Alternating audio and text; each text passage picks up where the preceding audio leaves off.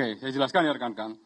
Rekan-rekan, kebetulan saya habis dari Makobrimob membawa 3 jenis ya gas air mata yang ini merupakan standar dari Brimob ya seluruh Indonesia.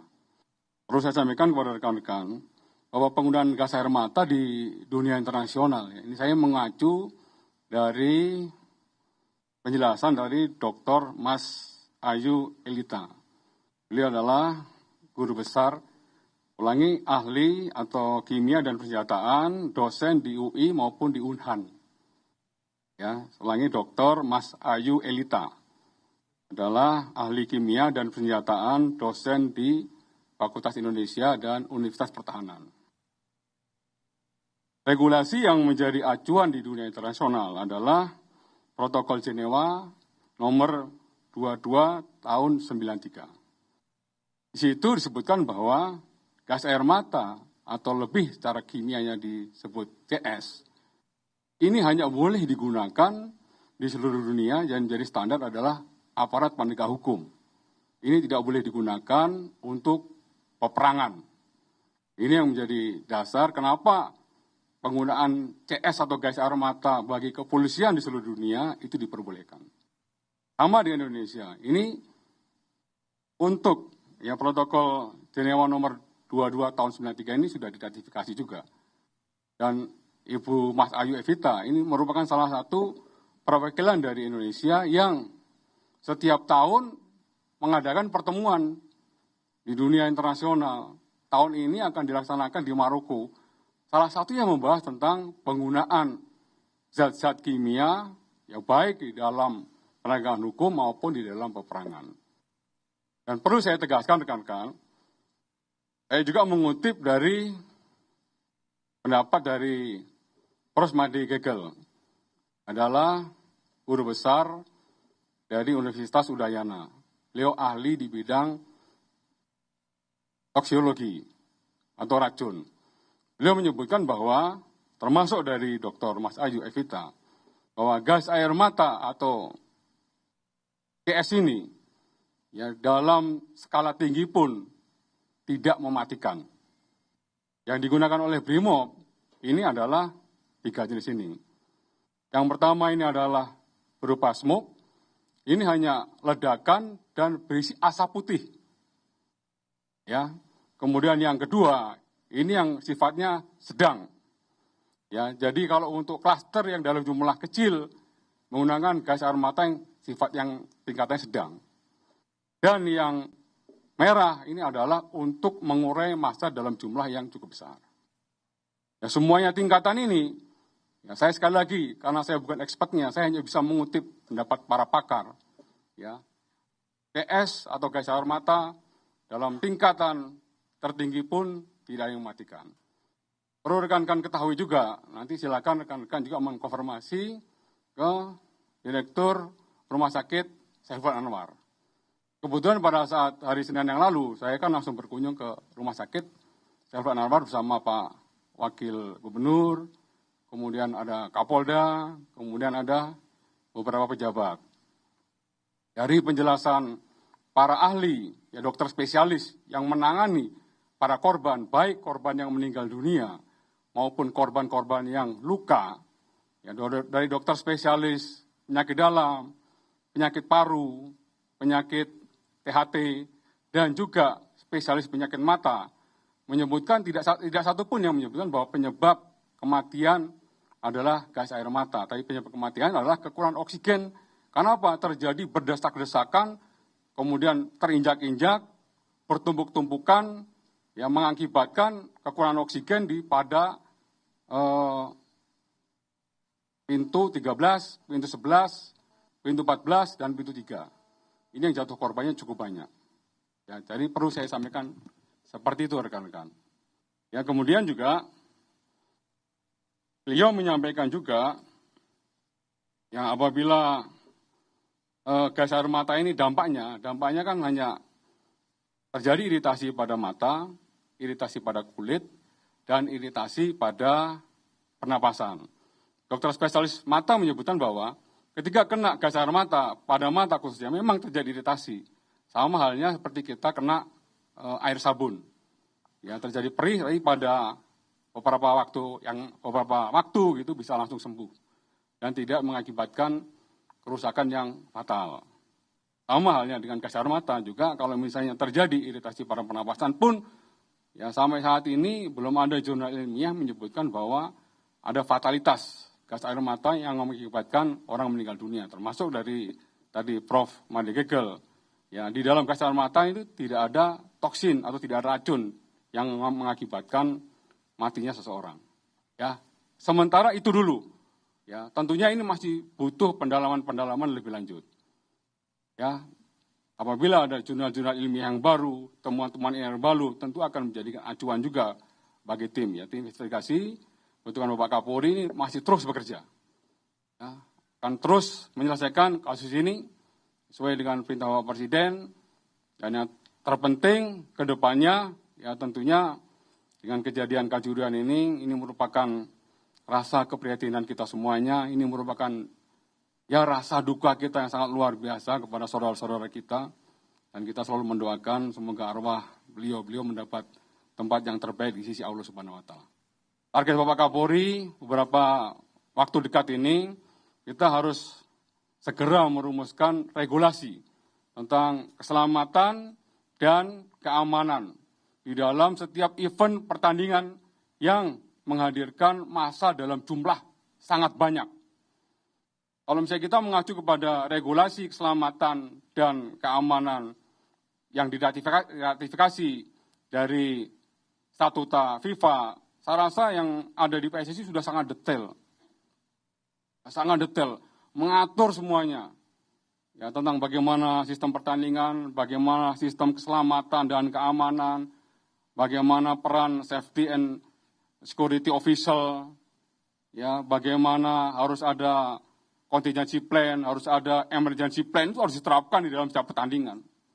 Ya, ini masih terus akan didalami oleh tim masih bekerja, dan mohon supportnya, mohon doanya rekan-rekan agar tim ini segera menuntaskan ke depan. Harapan kita dengan adanya perubahan regulasi keselamatan dan keamanan yang sedang digarap ini, dengan Bapak Presiden, tidak terjadi lagi kejadian-kejadian seperti di Kanjuruhan. Termasuk juga Bapak Kapolri juga sedang merumuskan juga regulasi ya tentang keselamatan dan keamanan pada pengamanan ya dalam setiap event kegiatan kemasyarakatan. Nah, ini betul-betul akan diterapkan dan betul-betul akan disosialisasikan, dan harapan kita ya ke depannya akan setiap pertandingan yang melibatkan dan menghadirkan massa dalam jumlah banyak, keselamatan dan keamanan menjadi prioritas yang utama. Ya, salah satu ya rekan-rekan.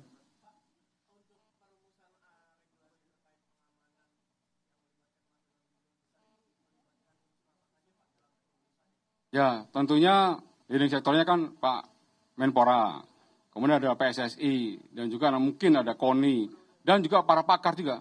Dan kita juga menunggu dari hasil rekomendasi tim gabungan independen mencari fakta. Agar sesuai dengan arahan Bapak Presiden, analisa dan evaluasi serta rekomendasi yang diberikan oleh tim ini betul-betul bisa dipakai sebagai acuan. Dan kedepannya regulasi yang kita miliki, ya minimal regulasi yang sama dengan di dunia internasional untuk memitigasi atau meminimalisir jatuhnya korban di setiap event kegiatan yang menghadirkan massa dalam jumlah yang banyak. Ya. Harganya kalau misalnya TGF kan 1 bulan, ya ini mungkin 1 bulan mungkin bisa segera diselesaikan ya, karena tim masih terus bekerja. Ini target utama Bapak Kapolri, ya termasuk evaluasi internal juga dilakukan, ya, oke.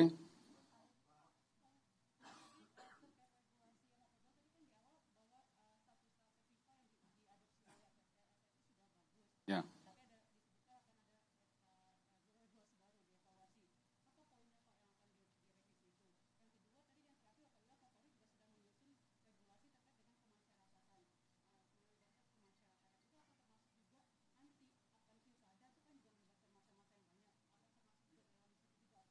Ya, jadi kalau misalnya kita membaca regulasi keselamatan dan keamanan yang mengadopsi dari statuta FIFA, itu sudah sangat lengkap. Ya, rekan-rekan bisa baca sendiri, ada kurang lebih sekitar 45 pasal lebih, kemudian ada 8 bab, itu mengatur semuanya lengkap. Ya, termasuk standar untuk melakukan evakuasi ya ketika masa terjadi kontingensi. Itu ada batas waktunya. Ya, batas waktunya keluar itu tidak boleh lebih dari 10 menit. Kalau misalnya keluar itu lebih dari 10 menit, pintu-pintu darurat itu tidak bisa difungsikan dengan baik, akan terjadi fatalitas, seperti halnya terjadi di Kanjuruhan. Ya. Dari 8 pintu emergensi itu, seharusnya kan bisa difungsikan. Kalau itu bisa difungsikan, maka jatuhnya korban bisa diminimalisir. Tapi ketika kejadian itu fungsi dari emergency exit-nya itu tidak bisa difungsikan dengan baik, tidak bisa dibuka, itu yang betul-betul tidak kita harapkan. Kedepannya itu harus dikontrol, itu harus diaudit semuanya sebelum pertandingan. Harus dipastikan di dalam regulasi ini semua pintu dijaga oleh steward dan semua pintu harus dalam keadaan tidak boleh dikunci dan ya apabila difungsikan harus mampu semaksimal mungkin bisa mengeluarkan penonton dalam keadaan selamat. Ya semua sudah dihitung di situ di dalam regulasi itu. Itu yang harus disosialisasikan. Sama halnya ketika kita naik pesawat. Ya ketika naik pesawat dari pramugara selalu menyampaikan standar keselamatan dan keamanan dalam penerbangan seperti ini. Ya.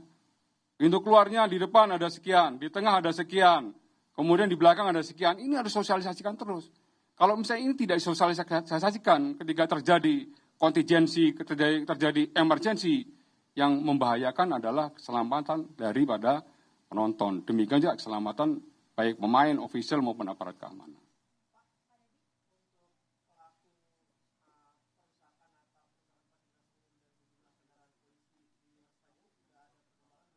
Ya masih didalami ya, fokusnya perlu saya sampaikan kepada rekan-rekan terhadap 6 tersangka yang sudah ditetapkan oleh Bapak Kapolri ya terkait pasal 359 dan atau 360, kemudian dan atau pasal 103 ayat 1 Undang-Undang 11 tahun 2022.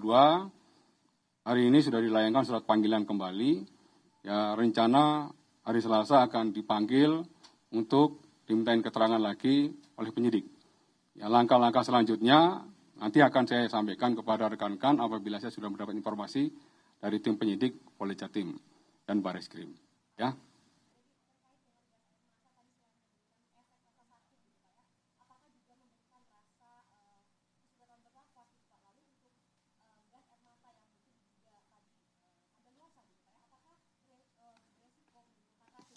Oke. Ya, jadi saya kembali lagi, saya mengutip apa yang disampaikan oleh Dr. Mas Ayu Evita. Di dalam gas air mata memang ada kadaluarsanya, ada expirednya ya. Kan harus mampu membedakan. Ini kimia, beda dengan makanan. Kalau makanan, ya ketika dia kadaluarsa, maka di situ harus ada jamur, ada bakteri yang bisa mengganggu kesehatan. Kebalikannya dengan zat kimia atau gas air mata ini, ketika dia expired, justru kadar kimianya itu berkurang. Ya, sama dengan efektivitasnya gas air mata ini, ketika ditembakkan, dia tidak bisa lebih efektif lagi.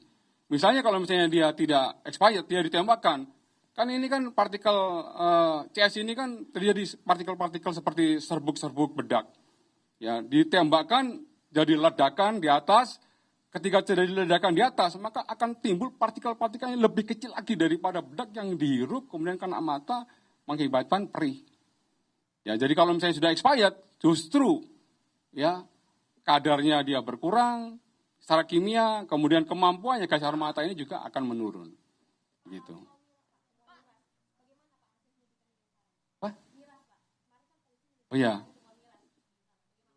Sudah didalami oleh Lafor, betul, MERS itu ya dari berbagai jenis termasuk campuran.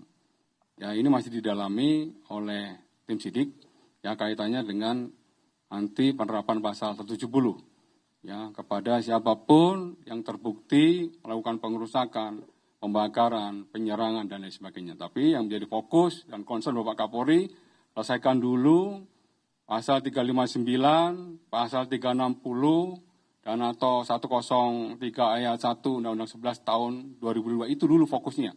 Ya penyidik harus menuntaskan itu dulu. harus mampu membuktikan itu dulu. Karena apa? Jatuh korbannya cukup banyak.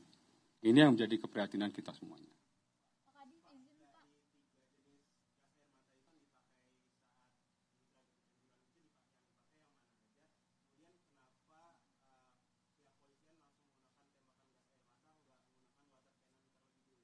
Ya, jadi gini kan. Kenapa Bapak Kapolri menetapkan 3 orang ini sebagai tersangka? Ya, yang pertama kaitan dengan PT LIB, yang kedua kaitannya dengan panitia penyelenggara, yang ketiga kaitannya dengan anggota kepolisian, baik mulai dari Kabak-Op dan Kibrimob maupun Kasat Sabara. Ya, ini yang paling bertanggung jawab ya di dalam operasional pengamanan di lapangan.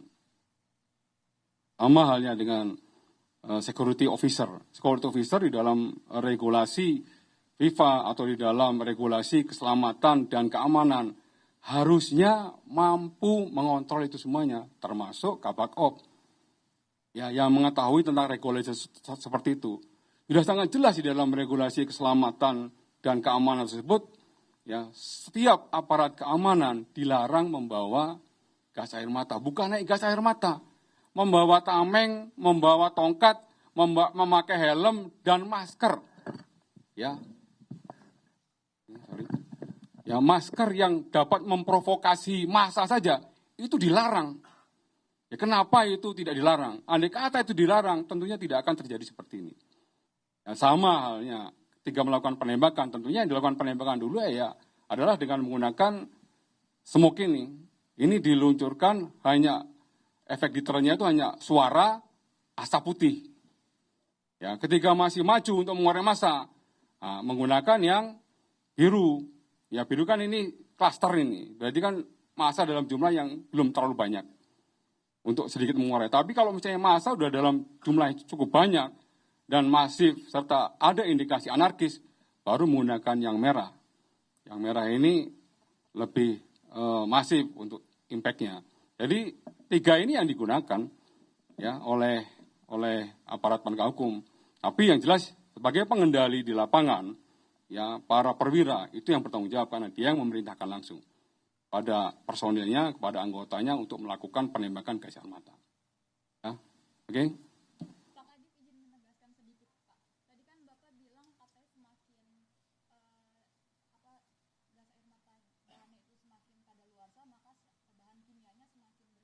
Betul.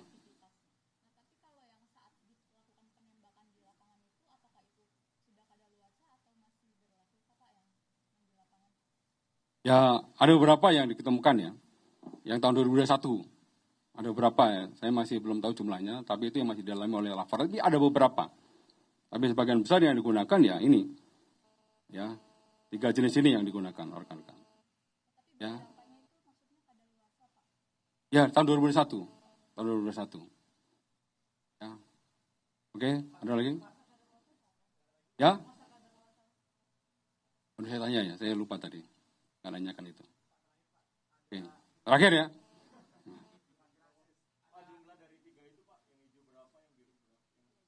Ini saya tanyakan dulu. Yang jelas yang digunakan yang menurut gas air mata itu yang 11 sama yang ini yang Pak Kapolri sampaikan 11 ya. Ini yang di dalam ya. Kalau yang ini nanti saya tanyakan dulu. Karena yang di awal itu pasti ini dulu. Ini berapa kali ditembakkan untuk yang berupa asap ya. Kalau yang ini 11 ya. Seperti yang Pak saat ini dari hasil pemeriksaan para saksi, tersangka dan hasil olah TKP dari Inavis dan Lafor diketemukan seperti itu. Ya. Oke. Apa tadi?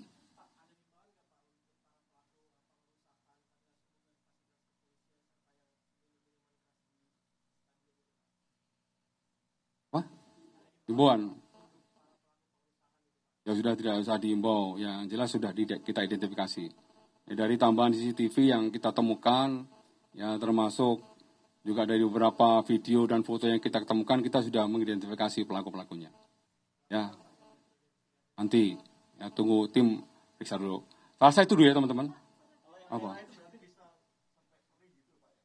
Ya, betul. Yang merah ini Asalnya iritasinya kepada mata dan pernapasan. Nah, tadi saya cobakan juga. Tadi kita praktekkan juga bagaimana rasanya ini. Ya, memang perih untuk mata. Tapi ya sekali lagi dokter spesialis mata menyebutkan seperti halnya kita terkena air sabun. Cuman air sabun ini kan cair. Kalau CS gas air mata ini kan dipadatkan dia. Dia dipadatkan. Dan pada ledakan tertentu dia menjadi partikel-partikel yang lebih kecil lagi. Itu yang kena mata dan dihirup. Sama ini Pak, kan ada beberapa personel polisi yang diduga melanggar etik juga terkait kasus ini Kanjuruhan. Itu kan apakah akan disidang etik dan kira-kira kapan Pak? Ya, proses ini masih berlangsung, belum selesai. Dari hasil konfirmasi saya ke tim, juga hari ini juga sedang dilakukan pendalaman pemeriksaan terkait 31 personil yang sudah diperiksa dan 20 orang yang dinyatakan terduga pelanggaran etik. Ini nanti akan terus diproses dan tentunya pelaksanaan sidang nanti akan dilaksanakan di Polda Jatim. Ya sama, ini akan proses nanti apabila ada update-nya, tentunya akan saya sampaikan juga kepada rekan-rekan. Oke, rekan-rekan, itu dulu ya.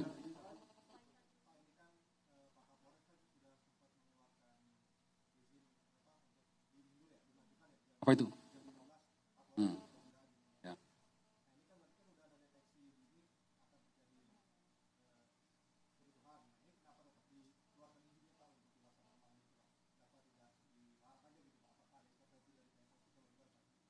Ya, jadi gini, itulah salah satu materi yang didalami oleh tim investigasi.